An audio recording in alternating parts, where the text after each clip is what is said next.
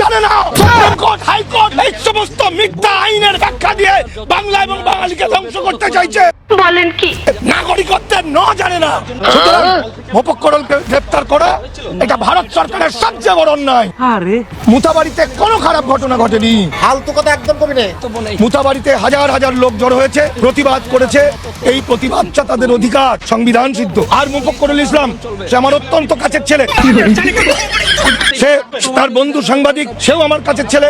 আকরামুল বাগানি দুজন মিলে যাচ্ছিল ওই দিক দিয়ে, হঠাৎ শুনেছে বলে এই আন্দোলনে তাদের সহমর্মিতা জানানোর জন্য সে সেখানে হাজির হয়েছিল।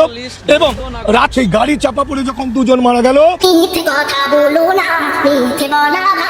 সেই মরে যাওয়ার বিরুদ্ধে, সেই শহীদদের জন্য আমার দেশের সুপ্রিম কোর্ট প্রধান বিচারপতি কোনো সহানুভূতি জানায়নি। বরং মুথাবাড়ির এই ঘটনায় অ্যাডভোকেট মোফাক্করুল ইসলাম, যার জীবনের বেশি সময় সবসময় সে গণতন্ত্র ধর্মনিরপেক্ষতার কথা বলে, সে কখনো দাঙ্গা লাগানোর কথা বলে না, বিভেদের কথা বলে না, সে দেশপ্রেমের কথা বলে।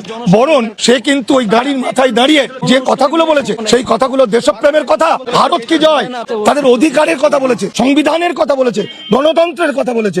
সে বলেছে এ দেশ আমাদের, এই ভারতবর্ষ জয় হোক। ফলে তার এই যে উস্কানি বলে তাকে গ্রেপ্তার কেন করলো এনআইএ, সিবিআই, রাতারাতি প্রধান বিচারপতি, রাজ্যের হাইকোর্টের বিচারপতিকে ফোনাফুনি করে তাদের গ্রেপ্তার করার কথা কেন বললো? না, তারা মুসলমান বলে। অপরাধটা হচ্ছে মুসলমান, কিন্তু আমরা হিন্দু মুসলমান বুঝি না। আমরা বুঝি আমরা ভারতবর্ষী, আমরা বুঝি আমরা বাঙালি। তাই নিঃশর্ত মুক্তি দিতে হবে মোফক্করুল ইসলামের মতো দেশপ্রেমিক ছেলেদের, আকরামুল বাগানির মতো দেশপ্রেমিক ছেলেকে নিঃশর্ত মুক্তি দিতে হবে।